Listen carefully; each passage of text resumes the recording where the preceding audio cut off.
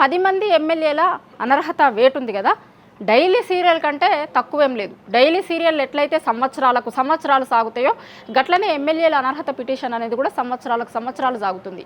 ఇప్పటికే కాంగ్రెస్ పార్టీ అధికారంలోకి వచ్చి ఇంకొక 2 నెలలు అయితే 2 ఏళ్ళు అవుతుంది. బీఆర్ఎస్ పార్టీ గుర్తు మీద గెలిచినటువంటి ఎమ్మెల్యేలు కాంగ్రెస్ పార్టీలో చేరిరు. అయితే చేరిన రోజు నుంచి ఈ రోజు వరకు, చేరినప్పుడు ఒక మాట చెప్పారు వీళ్ళు, మేము కాంగ్రెస్ పార్టీలో చేరినామని, నియోజకవర్గం కోసం చేరినామని కొంతమంది అంటే, నేను కాంగ్రెస్ పార్టీలనే నా రాజకీయ జీవితం స్టార్ట్ చేసిన, మళ్ళీ కాంగ్రెస్ పార్టీలకే వచ్చిన చివరిలో కూడా అని ఇంకొకరు అన్నారు.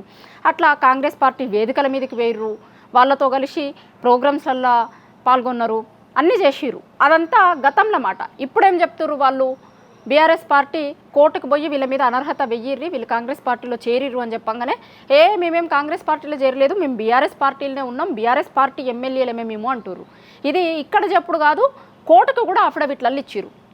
అయితే స్పీకర్ విచారణ స్టార్ట్ చేసిర్రు సుప్రీంకోర్టు చెప్పడంతో నిన్నటి నుంచి అది నడుస్తుంది. నిన్న పల్లా రాజేశ్వర్ రెడ్డి, సంజయ్ ఇద్దరు దానికి పోయిర్రు, విచారణకు పోయిర్రు. ఎవరి మీద అయితే వీళ్ళు కంప్లైంట్ చేసిరో వాళ్ళు కూడా విచారణకు వచ్చిర్రు.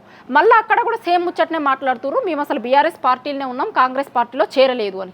అయితే బీఆర్ఎస్ పార్టీ ఏమంటుందంటే, వాళ్ళు కాంగ్రెస్ పార్టీలో చేరినమో అని చెప్పుకునేందుకు కూడా ధైర్యం లేదు వాళ్ళకి. ఎందుకంటే కాంగ్రెస్ పార్టీ గుర్తు మీద ఒకవేళ వాళ్ళు కాంగ్రెస్లో చేరినము అంటే అక్కడ ఉప ఎన్నికలు వస్తాయి. ఉప ఎన్నికలు వస్తే కనుక కాంగ్రెస్ పార్టీ గుర్తు మీద గెలవము అనే క్లారిటీ ఆ ఎమ్మెల్యేలకు కూడా ఉంది.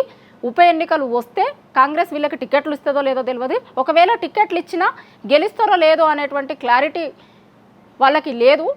డెఫినెట్గా ఓడిపోతాము అనుకుంటున్నారు. కాబట్టి అసలు పార్టీనే మారలేదు అని అందరినీ నమ్మించే ప్రయత్నం చేస్తున్నారు. కానీ తెలంగాణ సమాజం మాత్రం చూస్తుంది, తెలంగాణలో ఉన్న ప్రజలు మాత్రం అబ్జర్వ్ చేస్తున్నారు, వాళ్ళ నియోజకవర్గంలో ఉన్నటువంటి జనాలంతా అబ్జర్వ్ చేస్తున్నారు. వాళ్ళు ఏ పార్టీలో గెలిపిస్తే ఇప్పుడు ఏ పార్టీలో ఉన్నారు అనేది తెలంగాణ సమాజం అంతా కూడా చూస్తుంది అంటున్నారు.